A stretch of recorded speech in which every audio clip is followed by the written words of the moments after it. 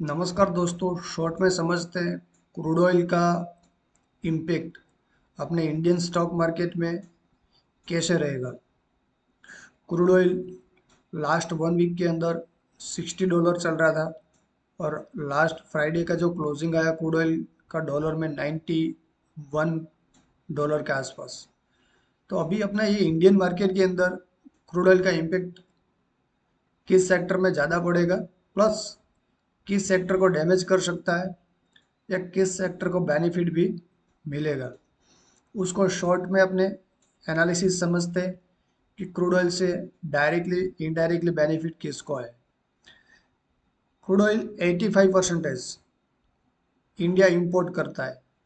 कोई भी कंट्री इतना बड़ा इंपोर्ट करता है 85%, तो क्रूड ऑयल की प्राइस बढ़ने से इकोनॉमिक पे इफेक्ट आता है। और कई सेक्टर ऐसे हैं कि जिसके अंदर क्रूड ऑयल की प्राइस बढ़ने से उस सेक्टर के अंदर बहुत बड़ा इम्पैक्ट अपने को देखने को मिलेगा। क्रूड ऑयल लास्ट 1 वीक पहले की बात करें तो क्रूड ऑयल $60 के आसपास चल रहा था। और अभी ईरान इसराइल का जो वॉर होने के बाद यानी कि $92, यानी $32, यानी कि अब हाइक देखने को मिला है। $32 अब गया है, तो उसमें मार्केट में इम्पैक्ट क्या रहेगा, निफ्टी में क्या रिएक्शन आ सकता है, वो भी अपने समझ लेते हैं। एनालिसिस करते हैं कि क्रूड का प्राइस जब 60 के आसपास, $60 के आसपास चल रहा था, 70 के बिटवीन, तभी अपना इंडियन मार्केट एक स्टेबल मार्केट चलता था। प्लस जैसे 85 से $90 के आसपास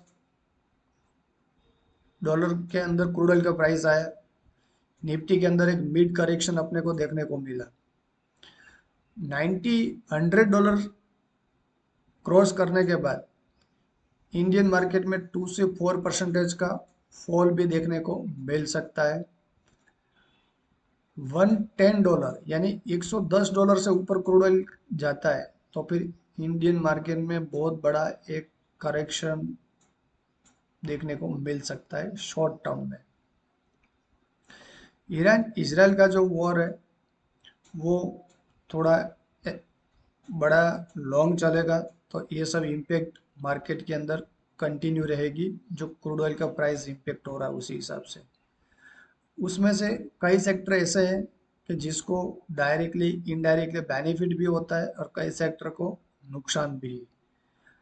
फ्यूल कॉस्ट बढ़ता है तो ट्रांसपोर्टेशन का खर्चा भी बढ़ता है, तो ट्रांसपोर्टेशन सेक्टर को भी ये प्रॉब्लम आएगा। नेगेटिव सेक्टर देखा जाए तो एयरलाइन, जब इजराइल वॉर जैसी सिचुएशन होती है चाहे किसी भी कंट्री का हो, तब रिस्ट्रिक्शन आ जाता है एयरलाइन पे। प्लस क्रूड ऑयल के प्राइस बढ़ने से कोस्टिंग प्राइस भी बढ़ती है एयरलाइन के अंदर। सेकंड, जो कंपनीज पेंट बनाती है, पेंट सेक्टर, उस सेक्टर के अंदर भी बहुत बड़ा क्रूड ऑयल का यूज होता है, तो ये सेक्टर को भी इफेक्ट अपने को देखने को मिल सकता है। लॉजिस्टिक कंपनी, केमिकल इंडस्ट्रीज में भी यूज होता है। तो ये सब सेक्टर के अंदर प्रॉफिट मार्जिन कम होता है, क्योंकि प्राइस की कॉस्ट बढ़ेगी तो उनके प्रॉफिट मार्जिन में भी डायरेक्टली इफेक्ट आता है। इससे ये सेक्टर में नेगेटिव इफेक्ट अपने को ज़्यादा देखने को मिल सकता है।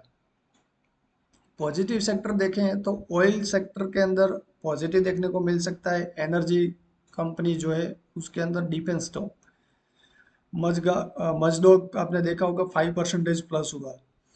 जैसे वॉर जैसे सिचुएशन होते थे उसी टाइम डिफेंस स्टॉक सबसे बेटर में बेटर परफॉर्म करता है। जब रशिया यूक्रेन का वॉर चालू हुआ तभी HAL, BDL, BEL, ये सब सारी कंपनी, जो कंपनी का 500 की प्राइस थी वो स्टॉक का ₹800 चला गया था।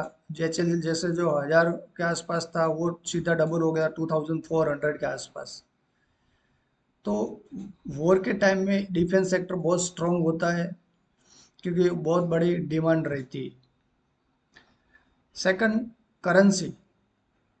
करेंसी पे इसका इम्पेक्ट क्या आएगा, तो करेंसी में जितना डॉलर का प्राइस बढ़ता है क्रूड ऑयल का, उसमें USD INR स्ट्रांग होता है। इंडियन रुपये वीक होता है, डाउन होता है, क्योंकि 85% इंडिया इंपोर्ट करता है क्रूड ऑयल। इतना पैसा, डॉलर जितना स्ट्रांग होगा इतना पैसा इंडिया को ज़्यादा यहाँ से पे करना होता है। इससे अपनी इकोनॉमिक पे भी इम्पेक्ट आता है, क्योंकि जो $60 चल रहा था तभी इंडिया पेमेंट करता क्रूड ऑयल का, तो $60 जाता था। बट अभी $91 मीन्स के $30 प्राइस ज़्यादा देना होता है। तो 30% डॉलर को आप कन्वर्ट करो कितना प्राइस हुआ, प्लस उसके साथ रुपीस वीक हो रहा है, तो ये भी आपको नुकसान हो रहा है। तो ये सब साइड से इकोनॉमिक में बहुत बड़ा इम्पेक्ट होता है, ये पूरा कैलकुलेशन का सब्जेक्ट है।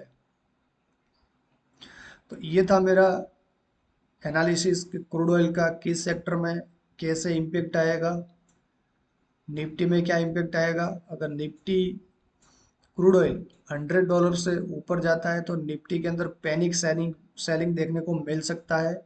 नीचे में आपको 23,800 20,500 क्रॉस करता है, 20,000 23,200 भी निफ्टी अपने को देखने को मिल सकती है।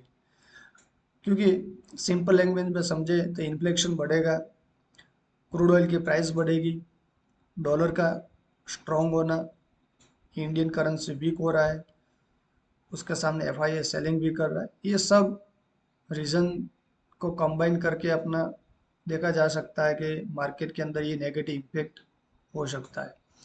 गाइस, ये था हमारा आज का एनालिसिस। आपको क्या लगता है वो कमेंट में टाइप करें, मार्केट बुलिश, बेरिश या साइडवेज। Thank you.